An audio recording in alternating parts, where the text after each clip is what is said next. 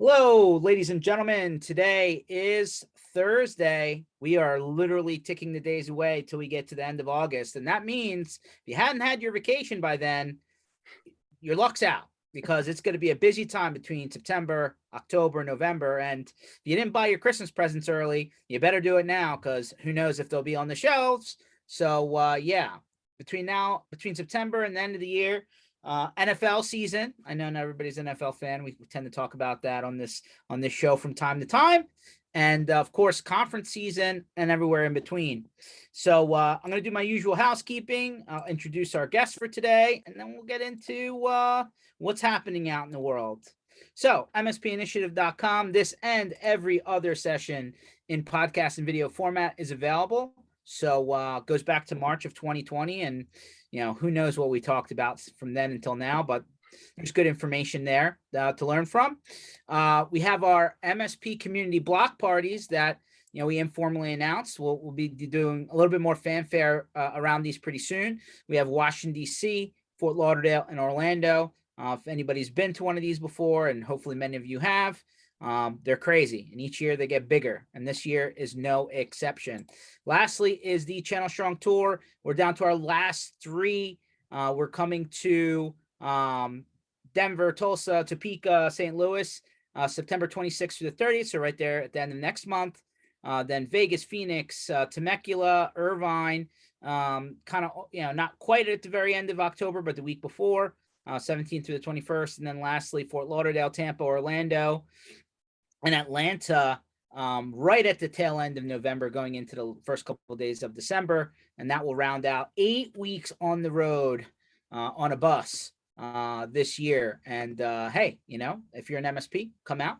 You can see all the dates, put your name in the form. We'll make sure that you get to come out and grab a couple beers and hang out in a parking lot somewhere near you. Sounds maybe worse than what it is, but Paul will tell you we just did one at his place near New York not too long ago. So without further ado, this is his, I think, second time on the show. Paul from Red Key Solutions. I'm going to share his website really quick, if nothing other than to pick on him, but he knew I was going to do that. So like behind these words right here, you see this is a picture of their office. By the way, really cool. I really like the setup. But you see the back wall here behind this kind of looks like the Windows, kind of Microsoft Windows XP-ish style background. And then like Red Key's logo, right, is this black and red logo. And I'm like, Paul, who had this logo first, you or Microsoft? Have they sent you a please don't use our logo letter? Please, I don't know, George. That's a good question, because we have not been sent a cease and desist. Okay. So either we had it first, or we're just a little too small on the radar, and they're not too concerned about us. You would think somewhere when you signed up to be a Microsoft partner way in the beginning, they like went to your website and were like, hey, what's this all about, right? But I think they liked it. That's what I think. I think they liked it. So did you send them a cease and desist? Yeah, because that's going to work in my favor. Yeah, no, totally get it. Well, Paul, appreciate, number one, huge thank you for, for a second time hosting us out there in your neck of the woods near New York City, but we didn't quite get into New York City. It was close enough. White Plains, very close. Like everybody could have made it if they really wanted to. It was a great day. Both times we had great weather, this time and the last time. It's just interesting, that you get different characters and like that little crux right there, like in between Connecticut and the city, very interesting. And by the way, the food truck, the hot dog guy was great. Yes. That was awesome. Yes. So glad you guys did that. I didn't even realize you were doing that. I just kind of threw that out as a suggestion, but Walter's Hot Dogs, for anyone in the area, it's known. It's a legend. Yeah, it was fantastic. Got some pretty good ice cream too. Can't go wrong there. And it was real interesting to, now that people, like as we've been matriculating throughout the country, different people run at different paces, right? And we know that that's generally the case. Absolutely, anyway, right?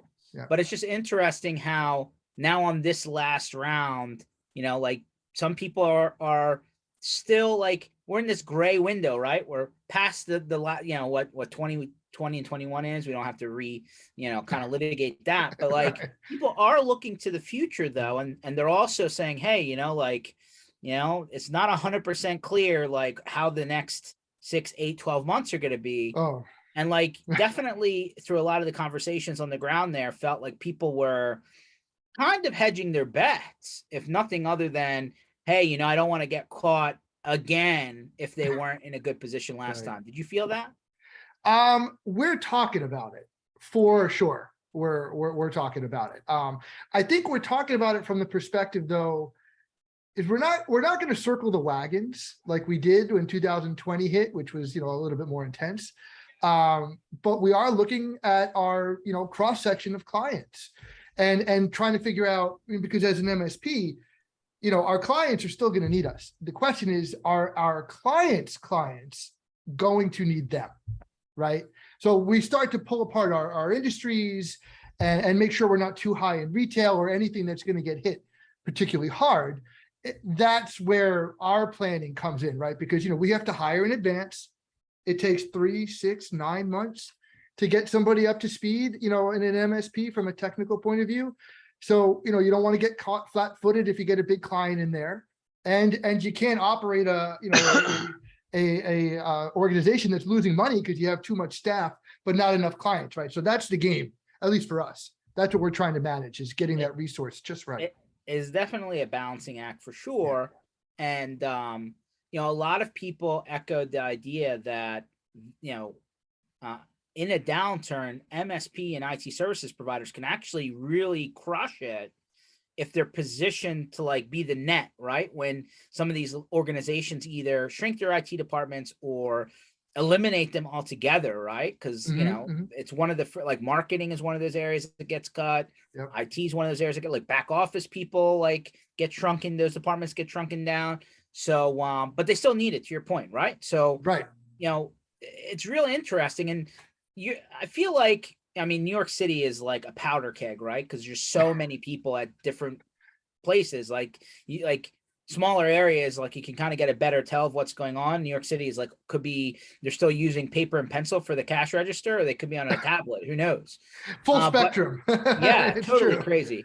Are you still running into a lot of people who are, I feel like those, you know, not quite really small customers, but maybe not super large customers. Let's call it like 100, 200-ish. I know that's a little bit larger than, you know, some of the SMB accounts that people Right. manage, you know, where they like could afford an internal IT person or somebody who backed into that role, maybe not formally taught. Yeah. And like, they're so far removed from, let's call it modern workplace, which is what Microsoft's pushing right now, right? Which is like Intune, Azure, you know, AVD, all of that. Right. correct, right? Yeah. Like, that's foreign to them, right? They're like, hey, let's put in server 2019 or 2022 and we'll just upgrade Active Directory, right? So like, there's still a lot of people out there Yeah. Yeah. who don't realize that really Microsoft's looking this other direction. And like, yeah, they're still supporting this older kind of on-prem based solution, but you know, they're really putting a lot more horsepower the other way. What do you think? I think we run into this in both our existing client base, which is about 50 to 60 clients, and we run into this at the prospect level, right? So you're absolutely right. You've got people that are talking about building a custom SharePoint site to roll out a product, where I would be like, why wouldn't you use something right off the shelf for that sort of thing, right? So there's that kind of attitude. And with that group that you're talking about, that 100 to 200 user, most of the time, in fact, actually all of our clients that fit that size, they have at least one, maybe more, on-prem technical resources, right? So if that's the scenario, typically we're sharing our tools with them, we're sharing our ticketing system with them, we use them as a point of contact on site so that we can do things fast if we need to. Obviously, we still go on site. But so there is a bit of a reckoning going on there. We even have a new IT director that was hired at one of our larger firms that got invested in from private equity money, which, you know, as you can imagine, changes a lot of Everything, things. yeah. And they're coming in, and some of their ideas are a little bit dated, right? So we have to show them who we are, what our edges are, where we interface with their organization, and what we can do to actually move them forward with their initiative. So it's an ongoing relationship conversation. Let's be honest. That's Yeah. kind of how we take it. I mean, we all joke about, you know, I know Darren's on the line. He's one of these guys who's like, too many events. Like, everything came back. Yeah, Like right. you could go to 100 events a year and like Yeah, not even right. sneeze, right? I know he has a lot of Marriott points he can burn, but like maybe not all in one place.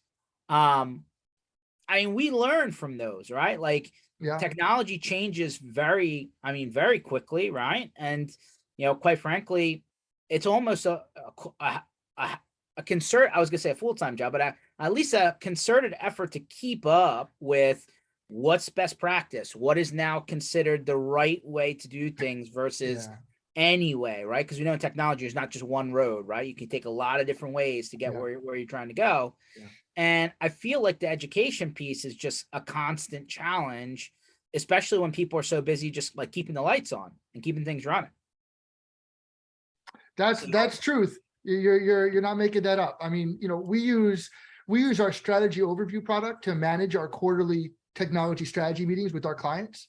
And to be honest, if you don't force that kind of engagement with your folks, this conversation is way harder because you want to talk about these things before their actual pain points, right? You want to talk to your clients, talk to your prospects about their expectations, and get these ideas out in front before they're actually suffering, because then you look like you know what you're talking about, and the level of trust goes way up, because chances are you're going to take them somewhere they've never been.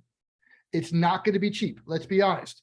Lifting from an on-prem environment to a full Azure, that scares the heck out of people. Of course it does. You've got an $80,000, server on-prem. What the heck is that going to translate to monthly infrastructure as a service in Azure? I mean, people can't wrap their heads around that, and it takes a while. So slow, repeat conversations is really how we get it done. got it. No, it makes sense. Like, you're kind of just layering things, but Yep. somebody could argue on the other side, well, until they have the pain, they don't want to swipe the card, right? Oh, that's 100%, no doubt. But that's why you want to kind of preload the chamber a little bit, so they know when this starts to happen, what some of the options are. No, fair. It's always nice when your customer comes back and they're like, "Hey, I think we need to talk about this now." And you're like, "Yep, been talking to you about it the whole time. Yeah, Let's yeah. restart the conversation." You're So, right about that, George. And the other side of it is we actually set things up so that it's a win-win-win no matter what direction they go, right? So we have some clients that are a little shy about getting up to the cloud. So we build out a proposal for them to do everything on-prem.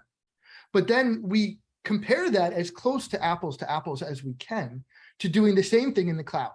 And we try, I mean, nowadays, George, I'll be honest, supply chain issues are actually affecting decisions oh yeah, about whether or not you go on-prem, oh yeah, because it yeah. could be 200 days before that equipment is going to be ready. You don't have that problem in Azure. You It's don't. true. You don't have that problem. Although if you talk to my buddy Darren, he'll tell you his favorite new vendor is Carbon Systems because apparently everything's always in stock. Oh, well, we don't have to So, talk about that. I'm not saying that, but I was just saying, time to look elsewhere from, I don't know if you deal with Dell or whoever, but there are options. So Yep, there check them are. out. Yep, I'm with you on that one.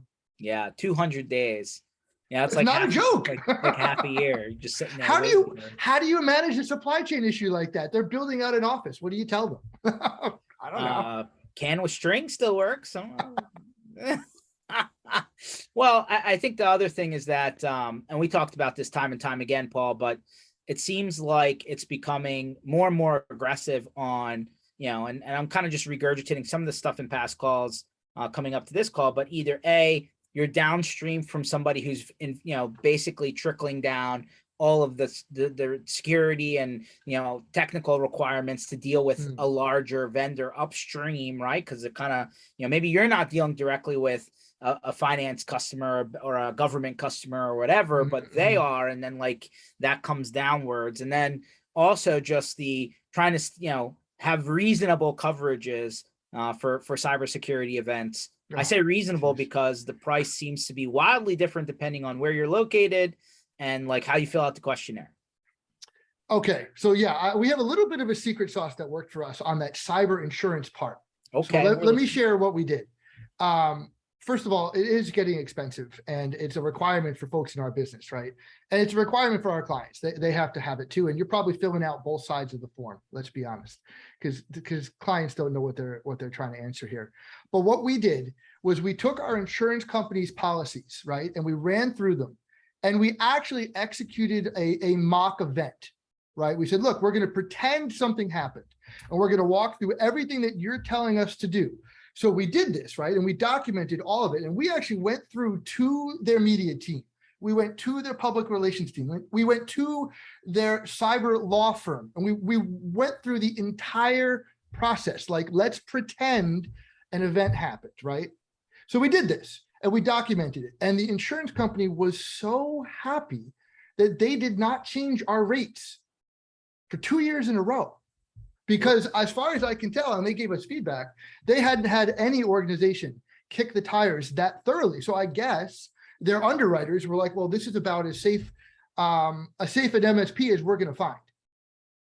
Wow. So who did you approach in order to go through this mock scenario? Because we've heard of people successfully getting through the broker to an underwriter and having a conversation, or attaching additional paperwork to the questionnaire because the questionnaire is not, granular enough to really answer it properly. Like, how did you start the dialogue to do these mock situations? Okay, that's a good question. We did not even approach the underwriters at all. So we already had a policy in place when we decided to do this.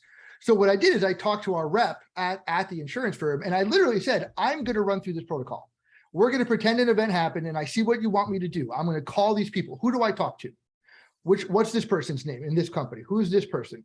Who's that person? So I literally ran through their protocols, and I talked to individuals at different companies that would be triggered if an event happened. Like the incident response people, basically. Yes, that's exactly what we did. And we ended up combining, building, sharing all these incident response protocols that demonstrated that we were thinking about what the heck we would actually do if an event of this scope happened. I mean, George, we took it so far as to say, is the threat actor in our systems watching our communications? And if so, what are our temporary communication channels going to be to navigate the situation? So I think in the end, we just kind of impressed them with our due diligence, and that resulted in lower premiums.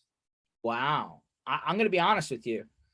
I've never heard of this approach. That's what they said. It sounds great. It sounds great, right? It's almost like, hey, you're going to call your insurance company and say, hey, if I happen to have gotten T-boned in the middle of this intersection, how would this work? What's the process, right? That's exactly what we went did. through it as if you actually had a claim, but there was no claim. Correct.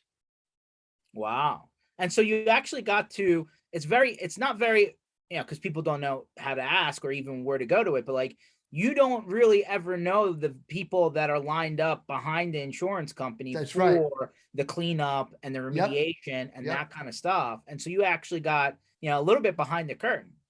Without having to have an event, which was the nice part. Well, I've heard of people who have had events, and like that first kind of investigator, if you would, right? Yeah, they're trying to figure out to what extent your damage is, but they're also like figuring out, did you actually do everything on the checklist that you said that you did? Because if there, basically insurance companies, like if there's anything they said they did that they didn't, we're out. So, I mean, that's the, but those are actually specialists, right? I mean, they are. In reality, those are specialists. Absolutely. So yeah, that's how we got there. We just ran through their protocols. So it's okay, let's pretend this is real. Insulin is such an old drug. Why the hell is it so expensive? Because they give you. So I'm muted, Brian. Maybe we should even set up a session where, if you were willing, we could learn. I mean, obviously, I'm sure every insurance company has a slightly different process. Right. I'm sure they have different vendors too. But to get a general understanding of what actually happens once you start the first domino. That's exactly what we wanted to do. We wanted to build out the blueprint so that we at least understood the result of this is, we lined up our internal resources from different business units, and we assigned different sets of tasks, and we sequenced it all out, and we have a plan on how to talk, how to act, how to communicate with our clients, how to communicate with law enforcement, how to communicate with public relations. I mean, all of it. And I guess that's really what they liked. We played the game the way that they wanted us to. Well, I mean, So yeah, that's definitely secret sauce. Maybe you don't want to share, but I would think that's a workshop. That's a workshop Could kind be. of worth going through. And then how? I mean, do you go back through that annually? Yeah, Or we do. We do. okay. I mean, that's a lot of work. Correct. So truth be told, if you're a 10-person shop, it's really going to be hard to get the bandwidth around doing this, right? So until we hit about 15, it was kind of hard to be able to do that. But now that we're at 18, 19, we do have the bandwidth to at least review and make sure that we've got some protocols in place that are going to work better than just pure chaos. Was there enough visibility? Like now that you've been through this process now, it sounds at least a couple times. Did you go back and change what your contracts to your customers, like your master services agreement says? Oh, well, that's a great question. Actually, we do. We change those master service agreements, a couple times a year, right? So if you haven't broken your master service agreement out from some of the evergreen clauses that you've got, I highly recommend doing that so that you can make those adjustments and just tell your clients, hey, we've updated some terms that you're currently operating under, so you might want to check it out. So yeah, absolutely. We want to draw those edges to try to make sure that they at least understand that they have some culpability and responsibility that they need to address, even if we do everything perfect. And then this whole process was really like your insurance company covering you, right? Yep. So like, is there a requirement for you confirming that all of your downstream customers also have a separate policy? No, there wasn't, because I think that policy responsibility would come to their insurance firm. Okay. Even if they're going to be upset at the MSP for something that happened, they would have to prove gross negligence of some sort, right? You really made a mistake that you shouldn't be making as a firm in this business. As long as you've got errors and omissions and that stuff's in place, you as an MSP, I mean, don't get me wrong, I'm not saying you're not going to lose clients if you get crypto locked and they get crypto locked. Some of them are going to get pissed and they're going to leave. That's not what we're talking about. We're talking about legal liability for what might have transpired with a criminal. Let's be honest, these are criminals. So as an MSP, dot your I's, cross your T's, get your cyber insurance, document what you're doing, and hold your clients somewhat responsible by making sure they get cyber insurance, and you're probably going to be okay. Okay. Well, that's I like I said, even the Matt Lees of the world, I haven't heard this as an angle, right? Like they always go and create a ton of documentation to like send in to the person asking for the questionnaire. But like, I'm not sure that they've ever gone through a mock incident at the insurance level. I just tell you what happened for us. Wow. That was brilliant. It was a brilliant move. That's awesome. Opening up to the people on the call, and like Darren, you're one that, we go from time to time, talk about this just because, every year those questionnaires come out.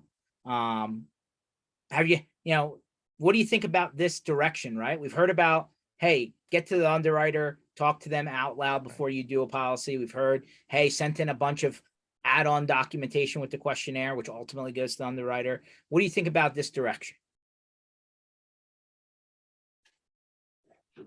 In what respect? What do you mean? In terms of actually being able to affect your premiums, not, either from ballooning forward, or in this case, it's almost like you could potentially reduce, your costs because you've already lied. It's like you go to the insurance company, you're like, hey, I have GPS tracking on the vehicle, I have an alarm, like if the vehicle.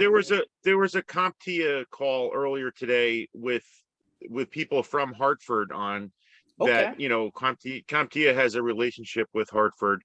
And one of the things that was discussed was how it will affect, what you have, at least with them, how you answer the questions is largely not to say if you're going to get insurance, but it's going to determine how much it's going to cost you. So, that's certainly that's certainly happening. And I guess it makes sense in the more well protected and or equipped your clients are to combat a threat, then potentially their risk is less and the policy should be less. So I mean, if that's what you're asking, I think that's a good approach. Yeah, I mean, it's completely, like I've never heard of it before. I did see somebody in all the forums and threads. I forget which group it was in.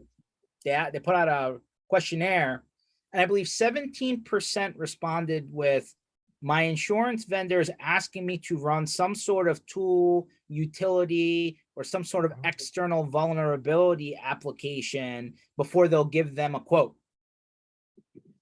Wow. And I was like, I've never run into that myself. I've never We heard of haven't it. done that yet. We haven't done that yet. 17% responded yes, which tells me that it's gonna come for everyone else, right? Yeah, They're you might be asked, right.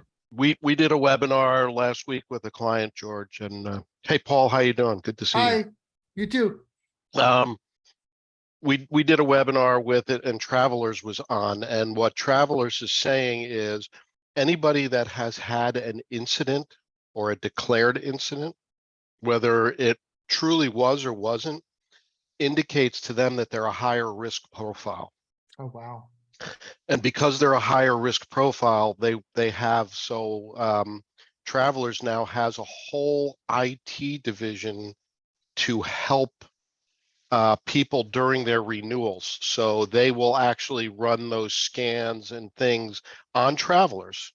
They don't charge you for it, Wow. but that, because you had a risk before and something that was identified, now they'll refer you over to that IT arm of their branch to run the scans to really assess your risk. And give you And some then, homework, perhaps, right? Maybe close right, some gaps and right. right. So they'll tell you where the vulnerabilities are or the concerns and how it can affect your rating. And then it's up to you. And then once you say you're done it, they'll rerun the tool, and that's what'll go to the underwriter. This kind of reminds me of all the insurance companies that say, hey, plug this little gizmo into your port in your car, drive Right. around, and like maybe we can reduce your premium from 10 to 15%. But in reality, you're giving them the ammunition to raise your rate. Because they're like tracking speed and stop, heavy stops and stuff like that. And it sounds kind of like their version, Pete, of this. I wouldn't disagree with you on that, but Yeah. I don't you know. know, By the way, don't ever do that. That's my personal recommendation. Take it for what it's worth. Like, don't put the dongle in. it's not worth your $500. No, I'm good. No, thank you. Because once you that data is generated, you don't think that they don't share. Like, you've created a profile on yourself, and every insurance company, I'm sure at some point in time, is gonna get access to that. That's probably true. Yeah. No, thank you. But that's interesting. I didn't realize that the insurance companies have literally built out their own effectively technology departments in order to, obviously this has occurred because some of these, either the frequency or the actual payout of claims have risen to such a rate that they have, they've literally gone down this road and say, hey, we're gonna start creating our own technology in-house departments. In Paul's case, I'm sure those guys are not the ones doing the incident response and remediation now. No, not at all. No. All they're doing is saying, here's what the scan. It's like, we're going to run Network Detective and tell you everything that's wrong. Right. Now, how do you want to go from here? Yeah. You can pay me now or you can pay me later. If you don't do anything, your risk profile is higher, and we're going to charge you $50,000 for renew. But if you do all these things and you pass the second one and these vulnerabilities or these things don't show up, it's going to cost you $5,000. So I'm wondering, and again, I'm just going off a hunch here. I haven't heard any of these companies speak like you guys have. I'm wondering at what point the general, or professional liability policies that don't start with cyber, right? Cyber's like comes on top of it, right? I wonder at what point, in order to get those base coverages, you have to go through some sort of technology part.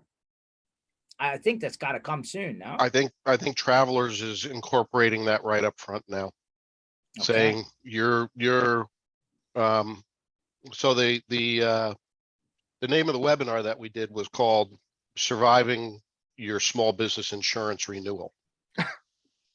And it was with Travelers, and they were basically with an MSP, but they were basically describing all of the things that those questionnaires do for them and improper answers what they do for you, you know, or not do for you.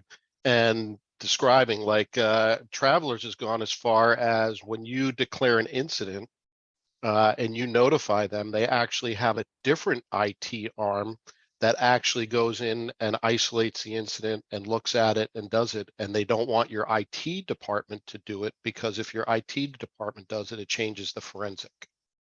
Really? So they're going to bring in a forensic team at the moment you report the incident? Yep. Wow. They want to freeze your network asset at that point and allow them to do it, to see, you know, what it was, where it came from. And, you know, so I don't know how sophisticated they are, what tools they're using, or they didn't get into any of that kind of stuff, which is probably good practice anyway. Right. But, but yeah, Travelers is getting pretty aggressive on how they're writing their policies and going to underwriting. I'd love to see how that actually works, to be honest, because as an MSP, if you try and freeze my assets, right, I've got clients that you can't freeze my assets. you can't just put everything into demo mode and take your time and do some forensics analysis.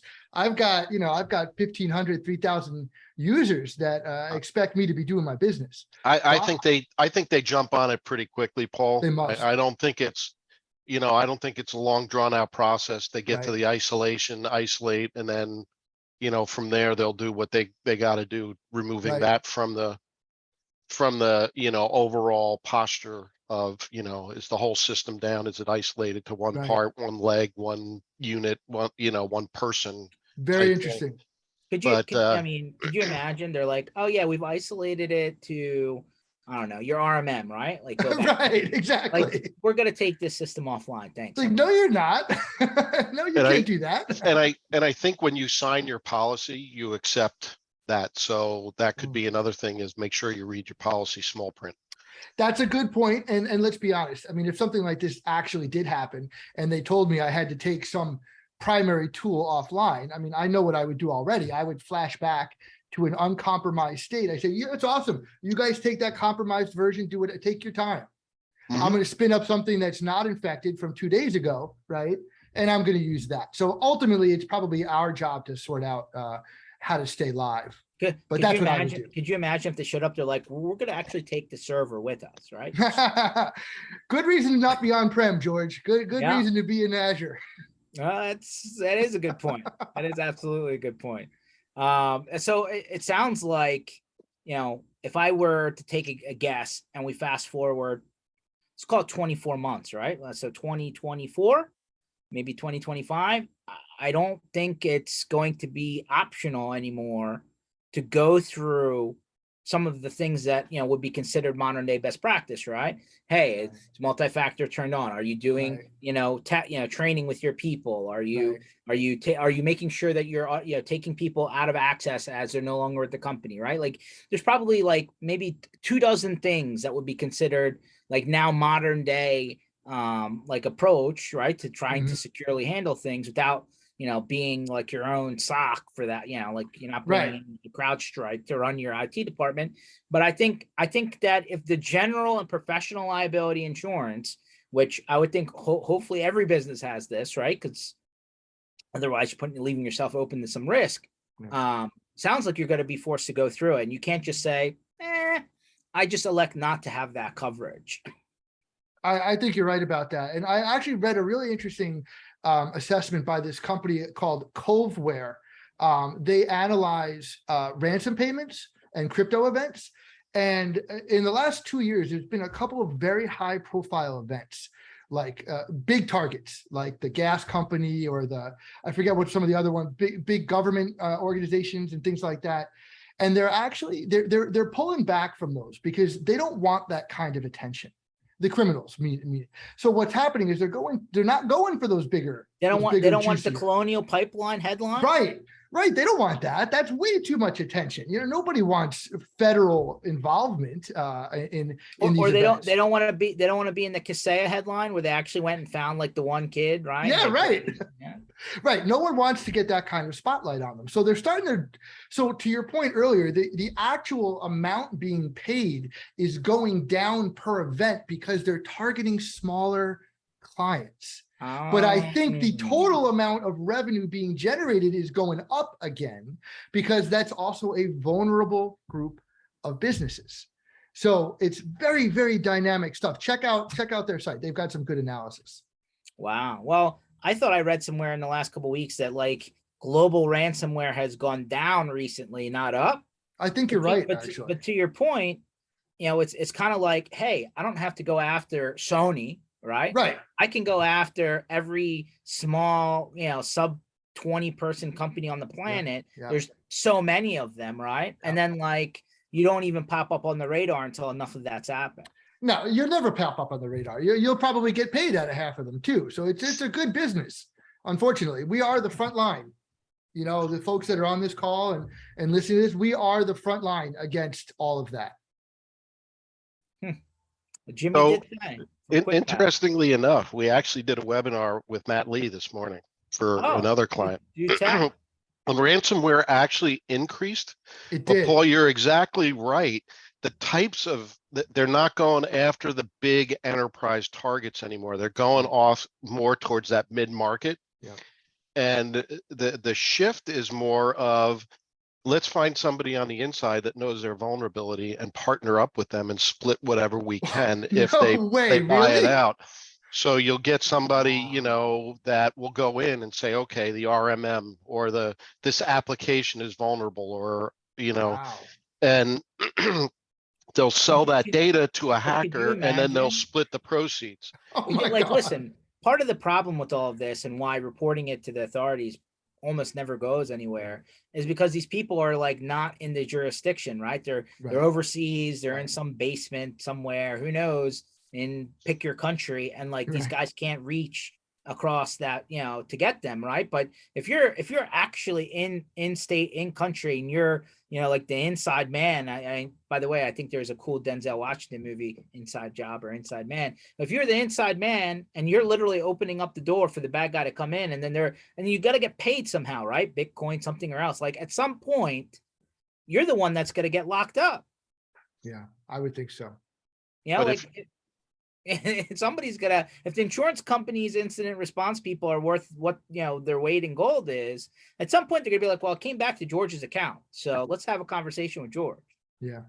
I mean, and look at the shift in thought process, right? On the way that they're partnering up with somebody on the inside or somebody that knows the vulnerability that used to be there or might have a grudge fetch with them or something. Yeah. But also look at some of these groups that have gone to places and say, you have a vulnerability, you need to fix it. And if you don't, I might expose it.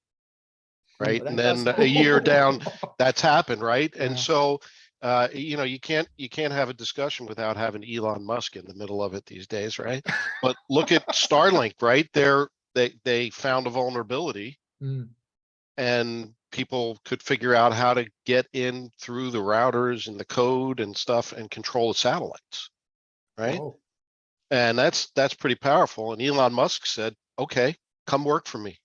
And that's what I would do, right? Help us fix it. Yeah. So, and that's, I think, what some of those guys are really, looking for is to say, I found a vulnerability. You should hire me.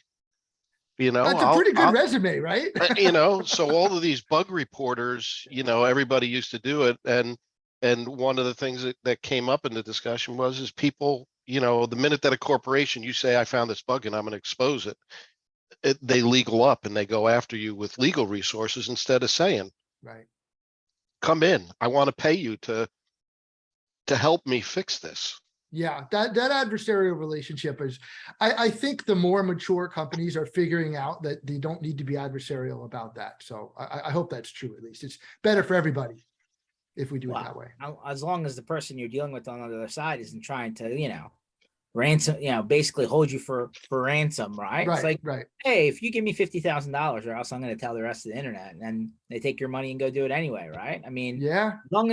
as long as they're reputable, yeah, I can understand having hey, let's flip the conversation around. But if they're really a bad actor, I don't think that conversation's going to work. Well, if they're a bad actor, they're going to sell that information. They're not even going to tell you because there's way more money out at the same time. No, I mean, they might, but why expose yourself? Why let anyone know that you know that? I wouldn't. I wouldn't tell anybody. I would just, I'm not going to talk about what I would do because yeah, I know. I don't want to give anybody any ideas. Oh, your clients might be listening. oh, Paul. Okay. But they say I also read that less payments are being made. And the result is because the MSPs now are more aware, have more tool sets, more advanced, and they can recover quicker, isolate and recover quicker. And that's one of the, I think I read it in the piece of, I think one of the things that the Travelers guy sent me in an email was, a speaking point that he was talking about. And it just says that you guys are not just speaking security now, like, everybody used to talk firewall and we could do it in the firewall. Right. And you talk security, but the tool sets really in the last couple of years have really just taken leaps and bounds from where they were. Yeah. And so you guys have a whole new set of policies and practices and processes that you've jumped in. Well, we've been forced to, right? RPO and RTO are two ideas: recovery time objective and recovery point objective. This is how long you can be down when your data is down and how much data you're willing to lose when you do go down. And now that we're talking to our clients about these things in this way, we get to say, hey, look, if you get crypto locked, how long are you okay? Not being operational. If the answer is a day, okay, here's our plan. If the answer is an hour, here's that plan, right? And then the business gets to decide for themselves based on operational requirements, what does that protection look like, right? And then I have to let them sit in what they choose. If somebody gets crypto locked because they did something wrong and they're on that 1-day policy, well, you guys, you said that was okay. So that's what you got. Right. And we make sure that these policies are in place and we make sure the backups are real. And to your point, Pete, nowadays, I think MSPs are far more prepared and are protecting their clients in general way better than we were even 2 or 3 years ago. Doug says the bad guys are going to all of the above. I think you're right, though. They're just going to go like widespread. Who can we get money from? Probably true. Now they'll take money from everybody. They'll take money from the good guys, the bad guys. Don't matter, right? Yeah. I would love to understand. We've all seen hey, you have money in your name in some other country, or like we've all seen those emails, right? How does the initial approach of the bad guy to the internal or ex person? Wow. How does that happen? I would love to understand like how that pitch is made. If I had to guess, it's on the back of some social engineering, right? Like a fake LinkedIn account, you meet up with somebody, you start to talk to them. And, you get targeted because LinkedIn is just a lot of information, right? You pick a company, you find somebody in IT, check their Reddit account, find out if they're grumbling about something. And next thing you know, you got your mark. Could you imagine the bad guys are monitoring, the MSP subreddit? Oh, they are. And like the burner accounts to send them a message. Absolutely. That's crazy. Yeah. Absolutely. Wow. That just goes to show you. I love all the people that pop on. They're like, hey, I created an account because I don't want to get in trouble, but this is the situation in my company. Yeah. And all of a sudden they're literally putting out the sign for somebody to contact them. Absolutely. Interesting. Wow, Pete, that was some good information. How is our good friend Matt Lee doing these days? I think he's dreading shaving his beard. Well, doesn't he have to get to the number first? Like they're only at like 27,000. He does, but I think it's in the back of his mind, and as he grabs that beard and usually strokes and pulls it down a little bit. He was feeling around to say, I'm wondering how many chins I really have under here that I don't know about. Uh-oh. But I think he's getting ready for it. He's pumped for it, and you know, obviously it's a good cause that he's doing it. But he's doing well. He was healthy, and you know, all good. Well, I will give him a shameless plug here because it's all for charity. But here you go at cybermattlee.com, shave the beard. They're at $27,367.76 out of, I think they need 100 here. So that's a long way to go. Yeah. That is a long way to go. And I think they're doing this at IT Nation, if I'm not mistaken. So that's what, September, October, November, like 90 days ish. So Got some work to do. Got some more, but look at all the people that I hope to have enough barbers to do this, right? Because you got Wow, those are some impressive beards. Yeah, for sure. So there you go, guys. If might throw a couple bucks into the mix here, but yeah, Matt, this is the Matt Lee beard shaving fund. But yeah, I probably agree with you, Pete. He's like, we'll never get to this number. They could. I bet you they probably will. Yeah. He's but I think overall he's looking forward to it. So, but right on. Well, we know that he's been and as always, he provided some great engaging conversation, Going backwards, speaking of which, as I was going through some of my feeds, this article is perfect. What happens when your texts go rogue? Well, maybe they're working for the bad guy. I'm thinking you guys may need to go back and look at your employment agreements and make sure that you have some language in there about if you go and sell customer information or access to customer networks, that's not going to be tolerated. Yeah, I mean, that's really self-explanatory, but it's criminal activity, right, George? So, I mean, it doesn't require too much calling out. It's like, look, if you're going to do criminal activity and break the law, we're going to prosecute you. Like, you're going to stand on your own. Our insurance isn't going to cover you. Law enforcement's going to come for you. We're going to turn over everything we can to make it happen. So you don't break the law. That you're not going to go steal from us or our clients. That's how we treat it. We've never had a problem with that. But you mean ethics 101? Right. I mean, it's that simple. It's like if you're going to be a crook, you might go to jail. What do you want from me? It's 2022. That word is not viewed the same way. Let's be fair. Well, okay, that's probably true. I mean, what I was taught growing up clearly is not what's being taught now, I think, but right. I digress. So yeah, it gives you some credence to maybe a little bit deeper dive on the background check before you hired someone, huh? Well, I mean, I do hope anyone that's in our business is doing a background check on their hires. I know it's a little superficial, but there's a couple of things that you don't want in your organization, and that usually will flush it out. Yeah, or hopefully will.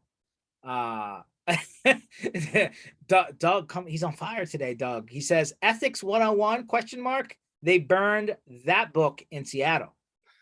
Oh, ouch.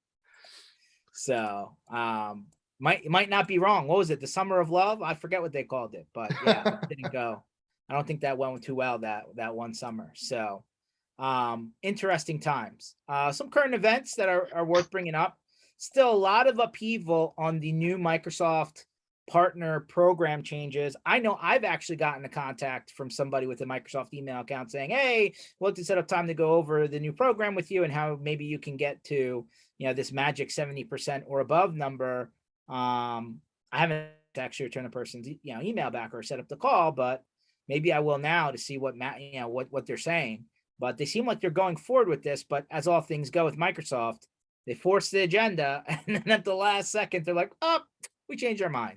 Are you talking about like the new commerce experience? Is that what we're talking about here? Like so after NCE kind of hit, they rolled out this. Hey, we're getting away with silver's going away, gold's going away. Oh, right. They're moving.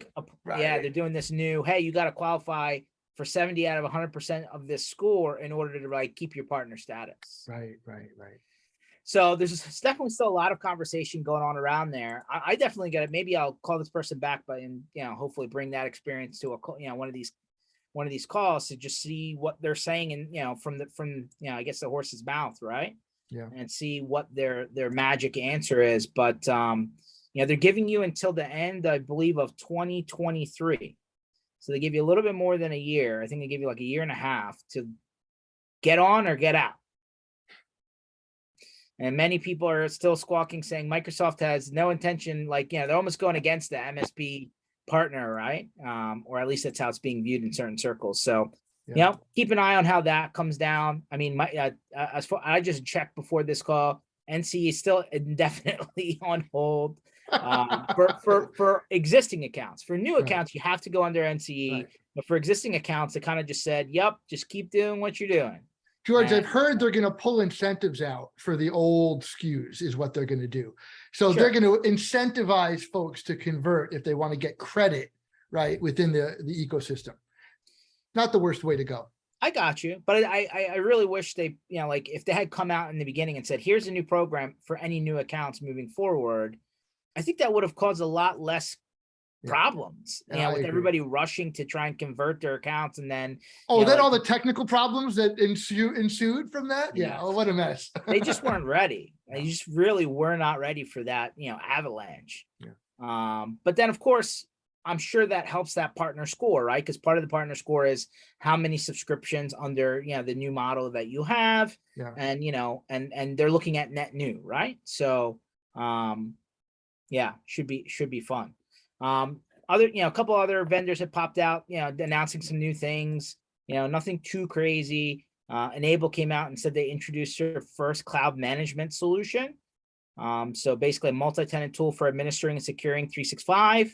There's a lot of companies out there that are doing this, but that's something that, they just came out with on top of their kind of, RMM type solution, right? They're trying to go towards these cloud SaaS models. So they just came out with something like this. I know that one of the kind of up and coming kind of cloud solutions, which is Augment. I don't know if you guys run into that one. They're kind of crossing into SaaS monitoring now, which another company called SaaS Alerts does. So there's a lot of new startups kind of attacking that SaaS, SaaS first, SaaS only approach. So both of those people have just made kind of announcements. And then Huntress, who's pretty vocal, in the MSP Sandbox, came out and said that they rolled out their own EDR solution now. Service delivers real-time round-the-clock application telemetry to the vendor SOC.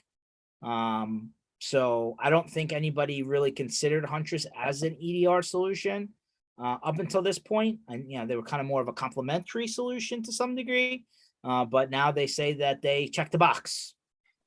They also just recently made that $22 million acquisition of Curricula, which is kind of that security education platform. And then they also just said they announced recently Neighborhood Watch program, which gives MSP free internal use access to the company's entire platform, whether they're a Huntress partner or not. So they're trying to do some stuff. And then with the roll up of the cloud distribution companies, right? Both Synex Tech Data and Ingram have both launched new. I'm reading the one about Ingram launching a new membership for growth focused cloud partners. It's a lot of words that they put together there, but basically it looks like they're kind of trying to switch the game up a little bit to roll out kind of almost like a Costco membership style program. Where you pay a monthly base fee, and then you get access to all of these other things at kind of a discounted rate. And so I guess the idea is that the growth focused people would get advantage of that to get access to, kind of the cloud marketplace discounting thing. So it's $199 a month is the Costco membership that it's my analogy. And then obviously once you get and start selling stuff out of their cloud marketplace, you get a kind of more aggressive price point. So just a couple of things that have popped out, in the last couple of days. But every day is a new day in IT land, and I'm sure just tomorrow there will be a new story. With the last couple of minutes here, anybody have anything interesting that's popped up this week? I haven't heard from you recently, Brent. We'll be out your way, right? In Temecula again soon. See that? He wasn't ready for me to call on him. He's back there just hanging out in his little ID agent shirt over here. And then Lisa, I'm still digging up the MSP that we're going to be at in Tampa. So Sade, who's kind of behind the scenes in this call, is going to look that up for me. I'll shoot you a quick message on that once I figure out who that is. And Darren, you know, you're still. Thank you. No, appreciate you, Lisa. Sorry. Are you? And I'm sure we'll see. I'm sure we'll see you at that end of year IT Nation Bash too. But definitely, I'm going to be there. It's always a lot of fun. Oh yeah. Hopefully some of the people on the call are going to be there as well. Oh, I'm sure I'll they be will. there. Well, of course. Yay. I'll be there. Anybody else wants to come, hit me up. There you go. Free, you know, special invite. Use it. Paul knows how much fun we have. Oh yeah. It's been good in the past for sure. It's been a while though. I haven't been down there for a year or two. Well, Oh. send Yeah, Lisa an COVID. email. Maybe she can hook you up. Well, you All know, right. you were the last official stop of the GTR. The GTR has That's gone to the right. graveyard. Yep. Well, I Mm. feel like from the story you said that maybe there was a little bit of tomfoolery in that whole. There might be, but we don't want to talk about it, you know. Okay. It's- All right. It hurts my heart too much and, you know, my bank account even more, so. Well, But I will tell you that there will be some teasers coming up. Keep looking. I think we have a picture going up with something underneath the cover, but maybe it'll be a guessing game as to what's going to show up out of the trailer in Denver. you like to create some drama here. Lisa, it's AVIT out of Tampa.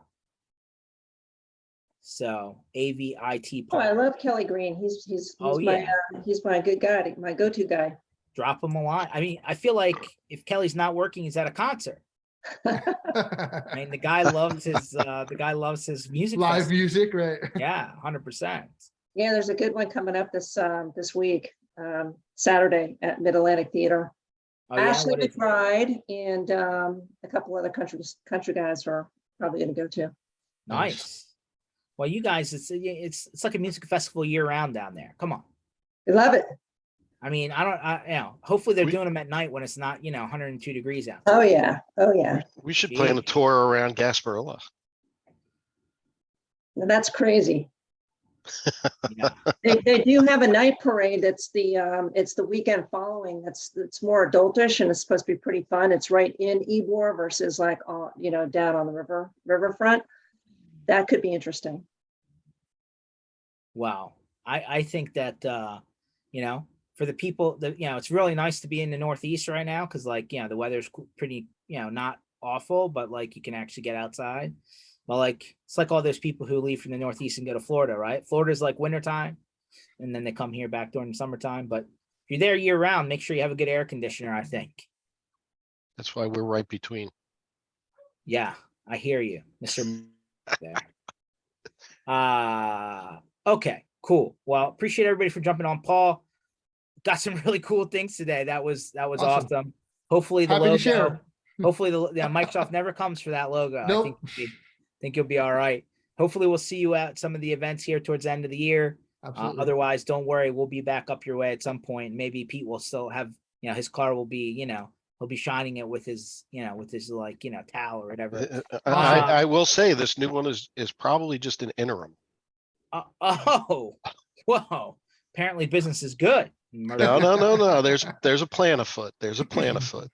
Oh man, you're scheming. Okay. Well, this session was recorded online at mspinitiative.com under sessions. Come back Tuesdays and Thursdays, 1:00 Eastern time. And we never know where the conversation will go. Catch everyone later. See ya. Bye.